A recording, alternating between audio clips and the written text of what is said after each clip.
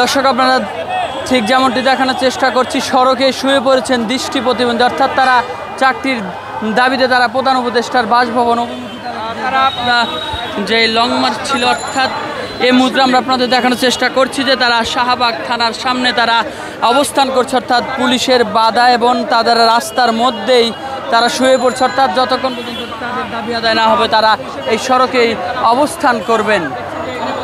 শুয়ে পড়েছেন।